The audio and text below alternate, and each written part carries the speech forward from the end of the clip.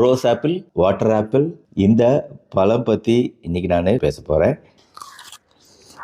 எப்படி இருக்குன்னா, சூப்பர் இனிப்பாக இருக்கு.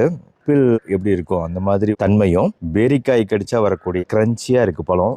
நல்லா இனிப்பாகவும் இருக்கு. சிஜியம் அப்படின்னு சொல்லிட்டு இது ஆங்கிலத்தில் அழைக்கப்படுது. நிறைய நன்மைகள் இதுக்கு இருக்கிறதா பார்த்தேன். இதுக்குள்ள இருக்கக்கூடிய சத்துக்கள் என்னென்னா, இரும்பு சத்து, கால்சியம் சத்து, மெக்னீசியம் சத்து, மேங்கனீஸ் சத்து. இப்போ இரும்பு சத்து இருக்குனாலே என்ன அர்த்தங்க? ரத்த சோகை, அனீமியா போன்ற விஷயங்கள் வரக்கூடிய வாய்ப்பு குறைவு. ஹீமோகுளோபின் ப்ரொடக்ஷன் நல்லா இருக்கும். எலும்பு சார்ந்த பிரச்சனைகள் ஏற்படாது. இந்த கரையக்கூடிய நார்ச்சத்து குடல்கள்ல நல்ல கிருமிகள் உருவாக துணை புரியறதுனால அந்த வகையிலையும் இது ரொம்ப நல்லது. பல்வேறு உணவுகள்ல இதை அழகா ஃபிளேவரா சேர்த்துக்கலாம்.